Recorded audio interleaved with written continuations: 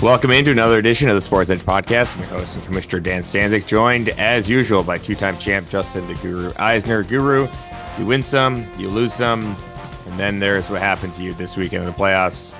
You lost by a lot, but I am proud of you for showing up. The floor is yours. You win, sometimes you lose, sometimes it rains. Classic line from Bull Durham, and it rained. It rained badly on the Guru Parade, but we've switched over in Guru Land to Christmas mode. We got the light up hat here. We're gonna try to keep it light, keep the mood up. Looking forward to next year, but it was a tough day. Although, I mean, to be honest, like we'll talk about it in a minute, but it seemed pretty, obvious that it was gonna happen. I mentioned this to you in the pre-show meeting once I saw your festive hat. I'm surprised you didn't have the bag, which is your go-to move over the past few years, and especially after a terrible performance like this. I thought the bag might be coming out. I considered it. I mean, we've had some bag moments on my side. We also had Hobank come on and do That's the right. bag. So Mm-hmm. there was some, there's some argument over whether the bag is played out or not. I did mention to you in that same meeting that I believe I kept the bag. The bag is in the closet here in my office, so if I ever need it, it's there. But we stuck in the playoffs. It wasn't a great season. Didn't feel bag appropriate. It's one of those gimmicks. Like Notre Dame wears green jerseys every once in a while, like when it's a big moment, a big game, and they're traditionally pretty bad in them. So yeah, you gotta pick and choose your spots wisely with Yeah. a gag like that. A lot to get to tonight, but we're gonna start, of course, with the quarterfinal matchups, and we'll get this one out of the way with first here. You can move from loser mode to analyst mode very quickly here, but you took it on the chin this weekend, lost to Sun God's Disciples by 53 points. An ugly performance, to say the least, starting with Cooper Kupp putting up a goose egg on Thursday night. Thankfully, for your sake, Keenan Allen found the end zone late on Monday night to get your team across the 80-point mark. I regret to inform you that you have now scored less than 100 points in your last two playoff appearances. I I think we can do this. You are the guru. You operate Guru's Garage. Can we do Guru's Garage for the Guru's Man Rockets? We can try. I mean, there's a lot more questions than answers, Dan, is what I wrote down here. So I don't know that we're going to solve the world's problems, aka Guru's problems, in the garage in one visit. This might be a multi-visit situation Are you going to here. have to call in another mechanic? Am I like a mechanic I from mean, the maybe. auto I think body down the road? we're going to need some backup. That's how bad it is right now. We're Well, going to let's need pop some the backup. hood open. Let's see what we got underneath here. Yeah. Also, just on the matchup, I mean, it's not often that one game gets played on Thursday night, and I felt extremely confident that the matchup was over. That's pretty bad. That's pretty bad. But I ended up being spot on. Keenan Allen, you mentioned, put a goose egg up. Also, Juwan Jennings in the same game put up 4.1. So Yeah. it was pretty much over when that happened. I didn't like some of the other matchups. We talked about it last week. On the positive side, we both picked Hathaway, so we were right. Little silver lining there. Yeah, I mean, in terms of Guru's Garage, I mean, I think that, like I said, there's more questions than answers. The questions are pretty simple. Do we have a quarterback? I don't know. Like Anthony Richardson starting to come back around. Do you roll the dice and keep him again? What do you do with Tyreek Hill? I think that's a really big question on this team. And then do you just keep all these young receivers? I think are the questions. In terms of what seems like it's working and you keep going, despite the bad touchdown luck, Trey McBride is fantastic. Definitely keeping him. Cooper Kupp, I think, is going to be still good for another year, 2 years. Drake London, breakout, looks good. We as everyone knows, Bucky Irving podcast, check number 2. We covered him. There we go. Jonathan Taylor seemed okay, I think, besides the injury. Brian Robinson also seems like he's got that backfield locked up. So that's 1, 2, 3, 4, 5, if I counted 6. Yeah, you got Cooper, 6 because you have Cooper Yes. Kupp. I have a similar analysis as you Yeah. do, but yeah, it's a pretty good Then 6. I think there's a question of, do you just keep a bunch of these young receivers and hope somebody like Juwan Jennings, I think maybe, Xavier Legette, I don't know, maybe Cedric Tillman, I don't know. I think those are the question marks is what do you do with these young receivers and what do you do at quarterback? Yeah, the first thing I wrote down as I slide underneath the hood here is quarterback question mark because Anthony Richardson, a lot of hype entering the season. I think you had him as the LVP, a very astute point by you in a previous pod. It's hard to say if he's the guy going forward. Obviously, you don't have to make that decision right now. But similar to you, I had five guys that I would be building the team around if I was you, and those are, of course, Bucky Irving, Pro Bucky Irving podcast.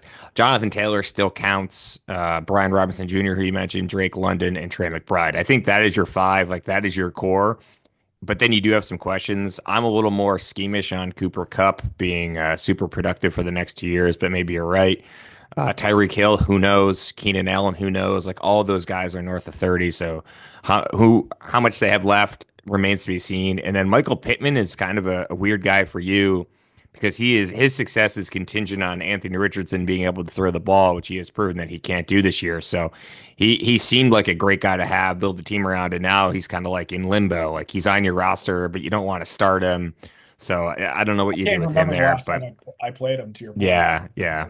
And I, I I, mean, honestly, like I think, I mean, it's early to make this call, but it feels to me like why why gamble twice? Like if you're going to gamble with Richardson, don't also gamble with Michael Pittman, right? Like either they're both going to be good or both going to be bad. I don't know. We're not there yet. Like you, yeah. I think first of all, always great for you to slide under the guru's hood with, and I'm glad that we were able to get some help. We're on the same page. I think You that's just need a quarterback. got to I think figure out question what. one is figure out who your quarterback is going Agreed. forward, and then kind of proceed from there. But there is a good foundation. We'll get to more some foundational questions as we move on tonight. But from Hathaway's side of things, he has now reached the semis for the fourth consecutive season. Which athlete's career, past or present, does Hath's tenure as a Sports Edge Fantasy Football League manager most closely resemble? Interested to see who you came up with here. Yeah. I didn't have an athlete in mind when I wrote the question, but then one quickly came to mind that made sense for me, and I thought about thinking of others, and I was like, screw it, I got one. We'll see what the guru has. Who I'll do be you have? curious to see if we have the same one because I, after thinking about this for not very long, think there's a right answer. I think there's a right answer here. So we've got Hathaway. Okay. Yeah, How do we define Hathaway? Good hair, right? we don't have the same guy. Okay. Okay. Good hair, right? Great regular seasons with mediocre playoff results, right? And Yep. no ring. If this is I going to be a hockey player, I don't know who you're It is going talking to be a about. hockey player. Okay. I've been told growing up, Hathaway was a goalie. And so to me, the answer to this is the man they call the king with no crown, Henrik Lundqvist, former Wow. goalie of the New York Rangers. So I The know who white this hair, is. So that's long very good. hair. Okay. I think that's And he the made answer. it to a cup final and lost to the Kings, if memory serves. Correct. Pulled that one out of nowhere. 6 games, but they were down 3-0 and then kind of clawed back too. So it was a little bit more of a blowout than it seemed. That's excellent by you. I didn't even I couldn't have come up with a hocky player. I don't follow Yeah, I sport figured. closely enough. This was open to your interpretation. That's a great answer. My answer, I'm gonna need a little backup from Hoban here. Donovan McNabb. Number two pick overall out of Syracuse, a lot of hype. He went to four straight NFC Championship games with the Eagles, three times as the number one seed in the NFC. Went to the Super Bowl, lost to the Pats. Got back to the NFC Championship a fifth time, but could never win the big one. So awesome regular seasons.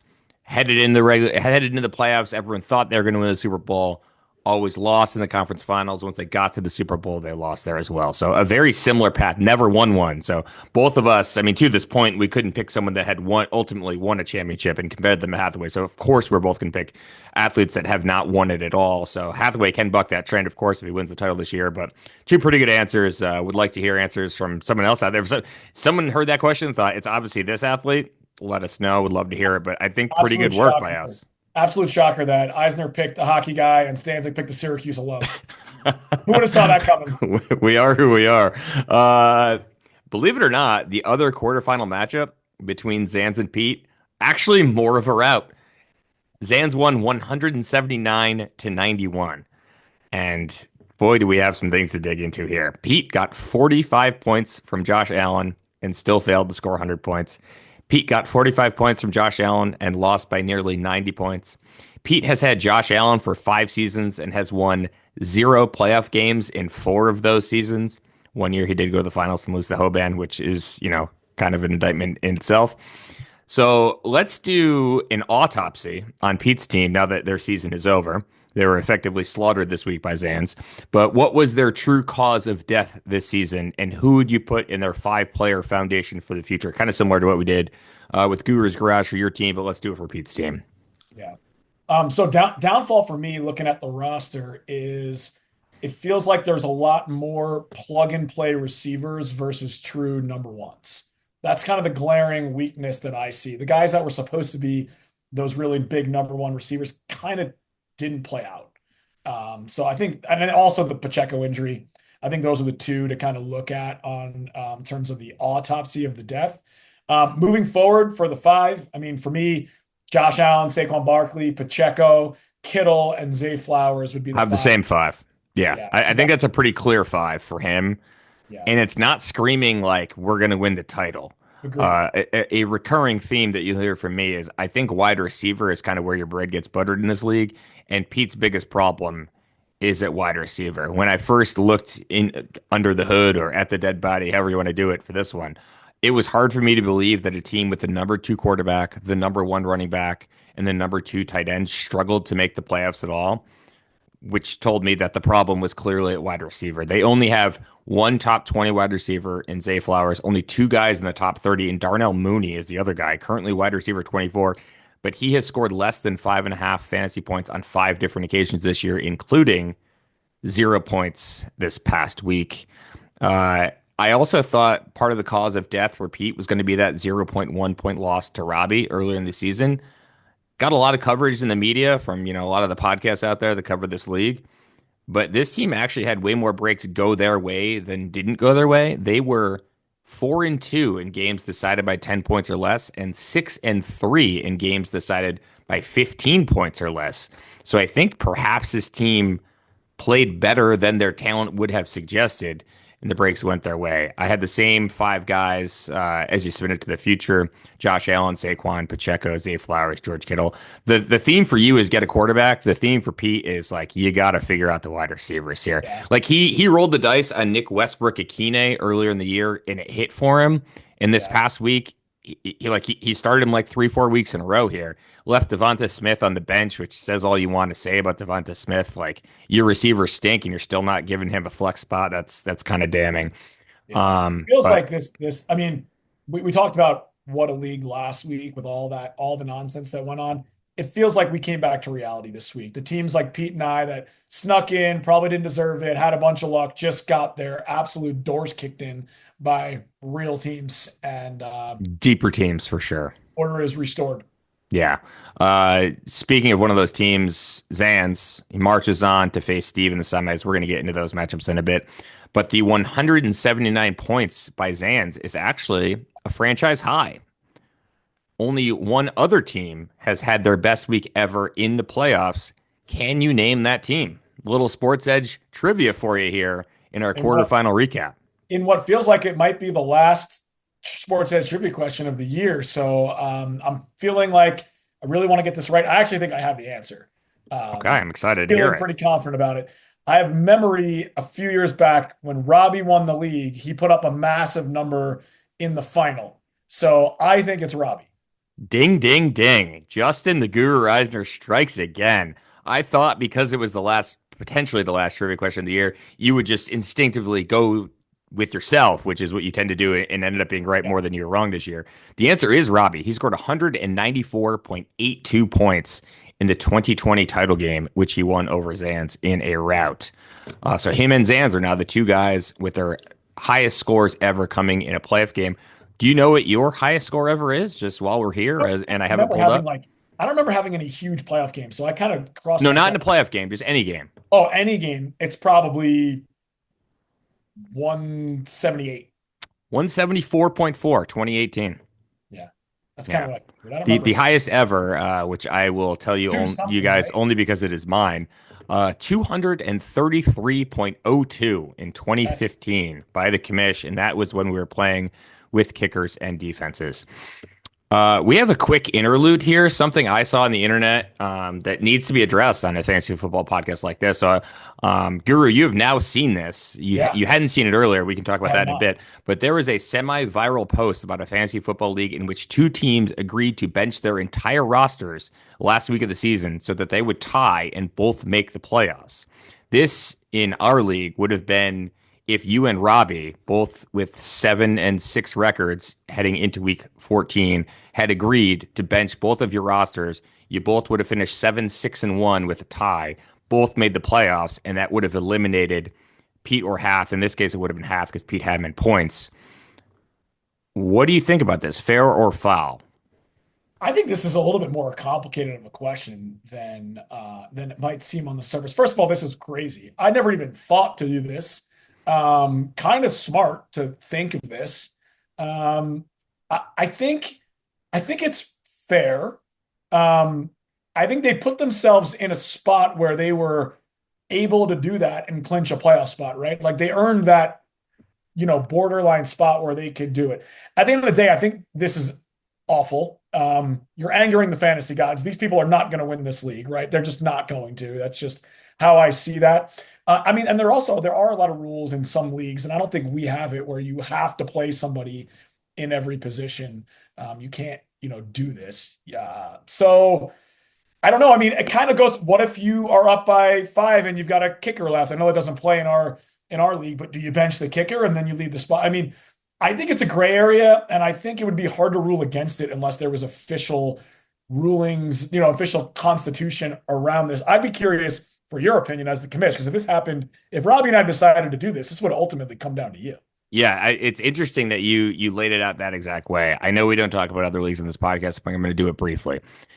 In my league with high school friends, there was a little bit of an uproar this year when some two teams tried to make a trade using picks. This is a full dynasty league. They're trying to make a trade with picks more than 3 years out. So on the site, we use CBS for that league. You're able to trade picks for 25, 26, and 27.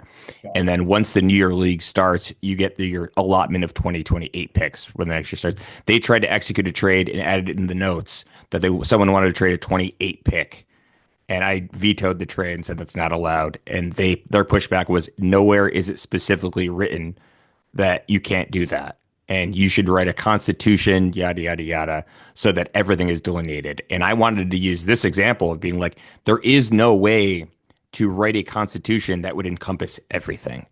Like, if there was a constitution, there would have to be some sort of amendment where it's like, you got to leave it up to the commissioner's discretion at some point because there's no way to cover this thing. Like, you would never have thought of this. I would never have thought of this. Just I didn't benching your think entire roster to make a playoffs. Like, it's ridiculous. I can't believe you said it's fair. I think it's totally foul. I don't think it should be allowed at all.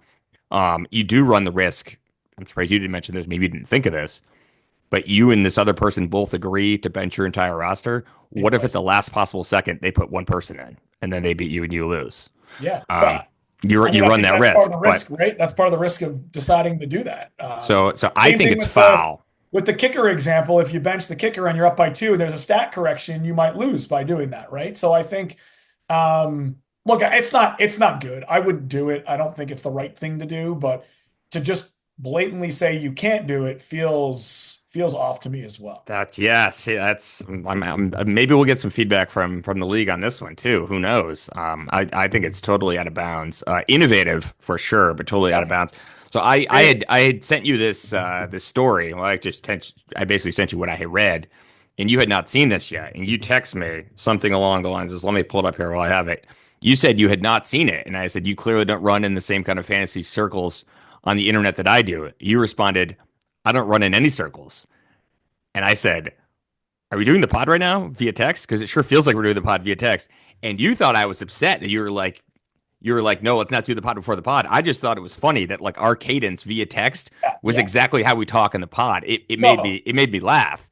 I Um, followed. I followed it. I didn't do okay, it. I okay, was just saying, you're right. Let's just stop talking and okay. sing for the pod. No, I totally followed it. Yeah, but the first It thing I thought of was I don't run in circles. I run in straight lines. it's in and honestly, earlier this week or last week, I can't even remember. A guy, I guess he still works at ESPN. He texts me something. I text him back an answer, and he sent me THANX. Thanks. And he shortened it just with an X. And I was like, I've never seen that before. You either write thanks or you write THX. And I've seen some people do Yeah, TY for thank you. So right. I took a screenshot of this and I sent it to three other guys. Five of us used to do a podcast together. I got paid for that podcast, so I can talk about that. It's fine. I got paid to produce it and talk on it and sent it to this whole group. And it was like, can you believe this guy sent it to me? And we had like a text exchange for 20 minutes, and I had the same exact thought. I was like, "Are we doing the podcast via text right now?" And it turns out we were doing the same thing. So the same thing happened to me twice in 1 week. But I have a buddy from home just on that same topic who does stuff like that. It drives me crazy. He spells sometimes he'll text cool Kewl. I'm like, you didn't even oh, you punch just him right in the misspelled it. face. I mean, you didn't even shorten it. Like it Yeah. just doesn't make By any the way, sense. this thanks with an X. My point was like you only shortened it by one letter. One You're letter. doing too much work.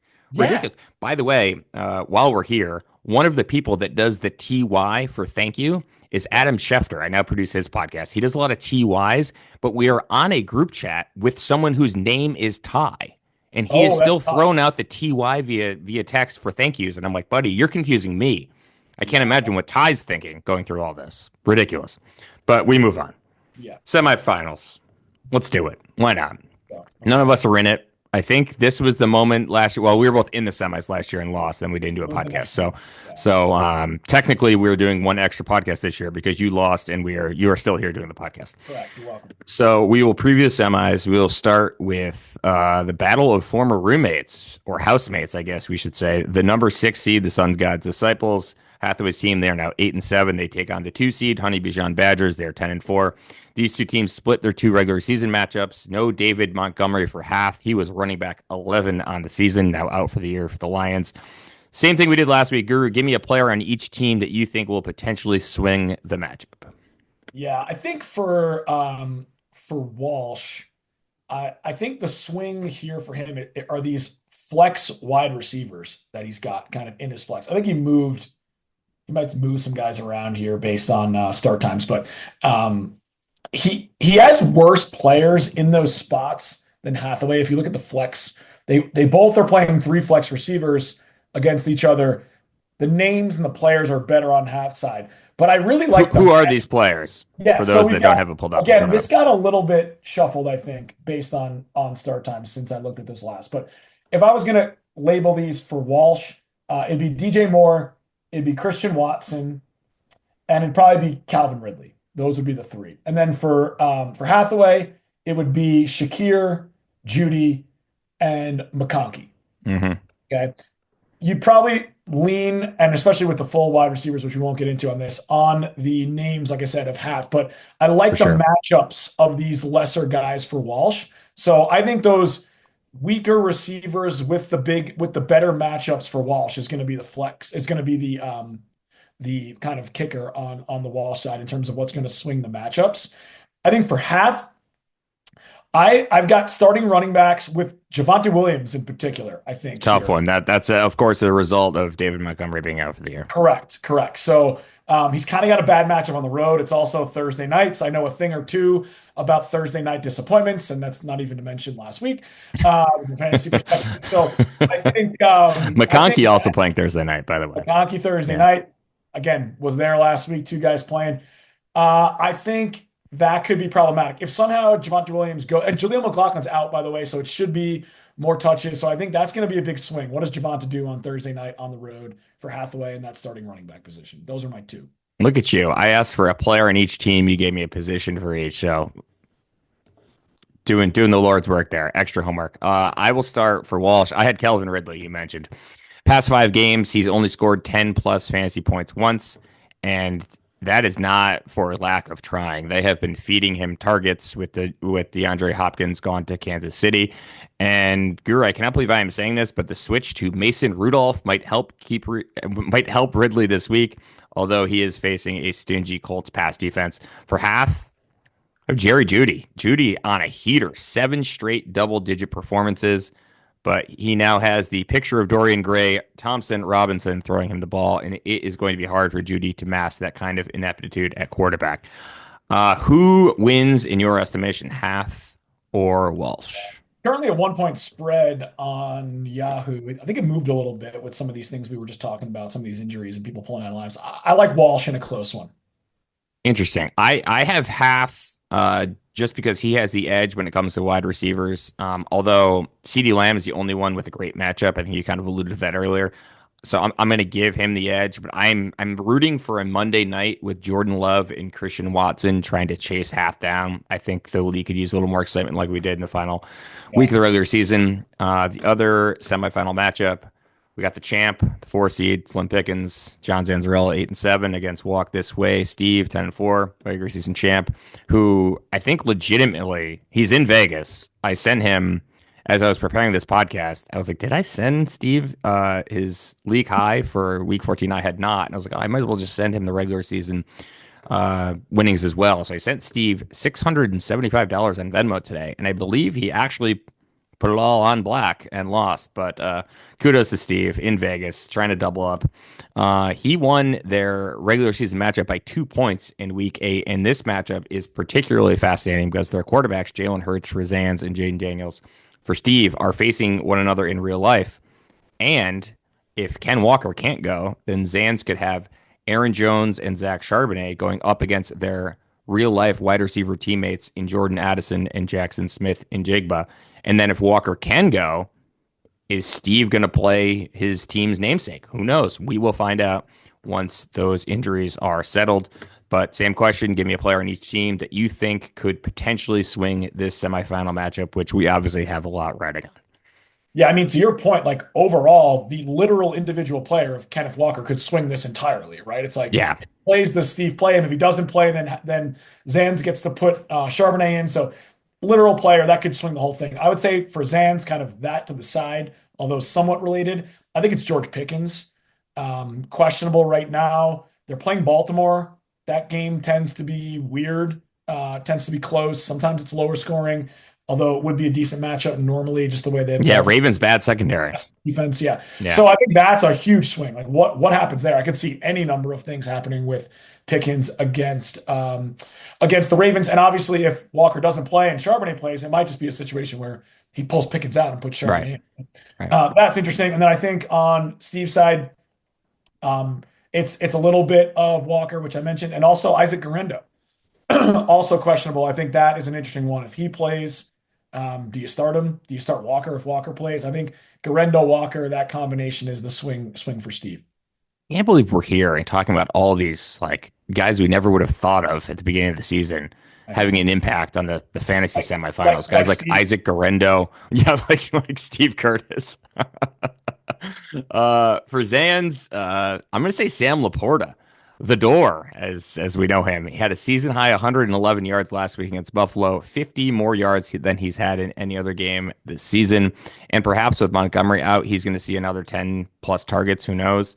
It's been a disappointing sophomore season for Laporta, but all will be forgotten if he heats up when it matters most. And with 14 plus points in 2 of his past 3 games, he is doing just that. Hopefully that trend continues for Zans. Could be a swing matchup. And for Steve, this one may surprise you. I have Terry McLaurin. He has to start McLaurin. McLaurin is wide receiver 5 on the season. But the last time the Commanders played the Eagles and their stout secondary, Scary Terry was limited to 1 catch for 10 yards. That is 1.5 fantasy points. Who wins and why? If it wasn't obvious enough that I was going to pick a hockey player for the Hathaway comparison, I think it is equally obvious where I'm going here. It will be Zans. I feel confident about it. I wrote for the love of all that is good, give me Zans. We didn't mention this, but Derrick Henry facing the Steelers, not great for Zans. But I think the wide receivers are going to be the story. Hopefully, if he does have to play Pickens, Pickens can light up that Ravens porous secondary, and hopefully Devontae Adams can flash like he did in the second half last week for the Jets. Guru, we made it. We did It's it. semifinals week. We're just producing free content for, the rest of the league. And who knows? Maybe we'll be back again next week. Who I knows? mean, this might be it. Next Wednesday is a little thing called Christmas. Oh, We'll that's be true. back going again. So this This might be it. might be the last one. I mean, not Maybe gonna be a end of lot the of year else. recap. Who knows? Who knows? Maybe we'll do But it anyway. Maybe we'll do it good luck to all teams, and thanks everybody for watching. anyway. Those ends.